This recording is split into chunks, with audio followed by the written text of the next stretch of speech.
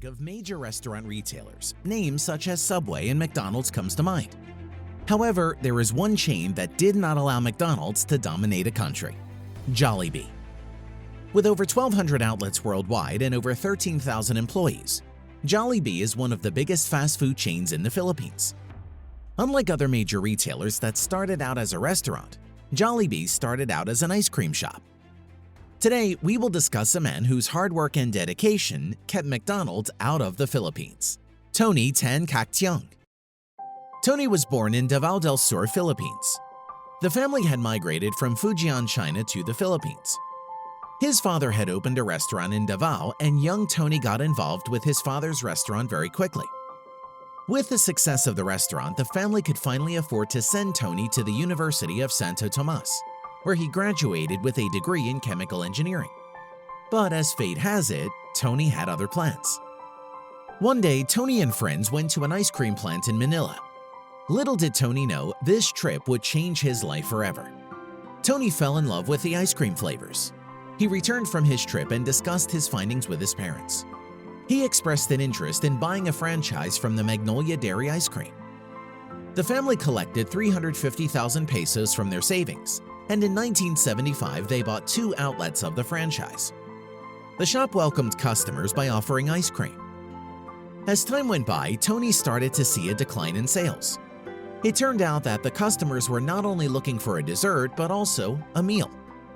Looking out for his customers, Tony decided to include fries and hamburgers. But coming up with a recipe for a burger proved to be a lot harder for Tony. "My mother would say I was the most difficult to bring up because I was the choosiest in terms of taste, whereas my brothers would just eat anything." Before bringing his own burgers to life, Tony and his wife went on a tasting tour in Manila, sampling as many burgers as they could.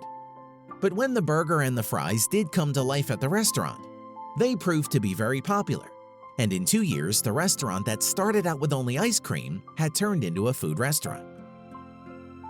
Tony decided to rebrand and change the restaurant's name.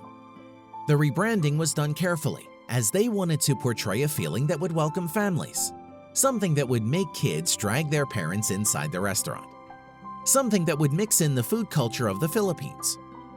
Many Filipinos prefer sweet, but not just candy sweet. They prefer sweetness in their meals. And keeping that in mind, Tony and the team came up with the mascot: a bee dressed in a blazer shirt and chef's hat. The bee showed the sweetness, and the dress gave the feeling of getting served at a restaurant. The name they decided to go with was Jollibee. And so in 1978, the billion-dollar franchise business was born. The bee represented more than just the sweetness. It also represents a hardworking Filipino, as the bee works hard for its food. This left a mark on Filipinos around the world, as we will later find out. From the very beginning, Tony had plans to go big. As for his plans, he needed investments. Walking into a bank and showing them a business model with a crude, strange-looking bee did not go well with the banks, and no one dared to touch them in 1978. However, Jollibee and his cheeky smile today have become a pride for every Filipino. The burger and the fries place was a hit, so much so that in 1981, Jollibee acquired Greenwich Pizza Corp, entering the pizza and pasta food market. With the success of Jollibee, the JFC was born, acquiring Jollibee's competitors.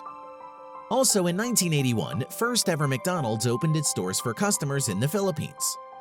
Many of Tony's friends advised him to sell out, as McDonald's had been dominating every market they step in. However, Tony did not back out and took McDonald's head on. Little did McDonald's know Jollibee had the upper hand in the Philippines. As McDonald's maintains a standard throughout the world, possibly one of the reasons why they're successful, they do not have the sweetness in their taste. So Jollibee just added more items on the menu that were sweeter. McDonald's couldn't keep up and abandoned their plans of expansion in the Philippines. However, the historic first-ever McDonald's still stands in Moreira, Manila. JFC's success did come with many challenges and pushback. At the time, Jollibee was only in the food business. And then, one day a clothing lineup and shoes started to pop out with Jollibee's name printed on them. The team at Jollibee was confused and shocked. As it turned out, the already trusted brand was used by others to make a quick sale. JFC reacted to trademark infringements and enforced to use the trademarks only at their store. Tony believes that if they would not have made the move at the time, their brand image would have been diluted, and the customers' trust in the brand would have been lost, destroying their image.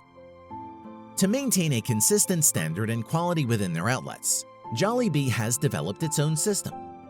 Every potential franchisees have to confirm that they are a self-driven entrepreneur.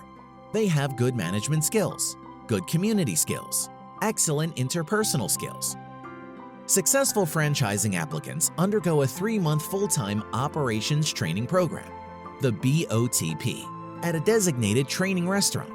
They are future taught the analytical skills needed in operating a restaurant. The support for franchisees does not end there.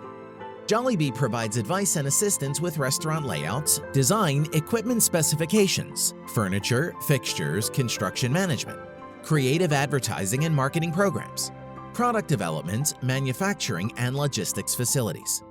Once the outlet is up and running, field personnel renders visits the outlet and provides consulting on various ways to improve the restaurant. By the end of the 1970s, Tony grew JFC spectacularly. Today, Jollibee is the leading fast food chain in the Philippines, with over 50% market share and hundreds of restaurants all over the country.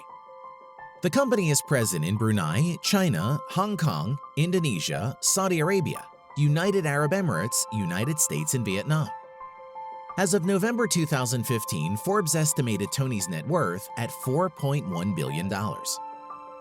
Jollibee's plans for 2020 were to double the number of restaurants to 4,000 outlets worldwide by bringing a delightful dine-in experience. However, 2020 has been one of the worst years for the restaurant industry. As the world is under pandemic, numbers for dine-in customers have dropped down to zero. Reports say that Jollibee has lost $2 billion and will be closing 255 stores. Half of its outlets around the world had to shut down temporarily in the second quarter. A statement from Jollibee's CEO: "The business results were very bad, but in line with our forecasts.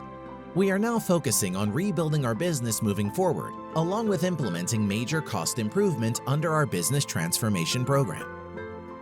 What these changes would be remains yet to be seen.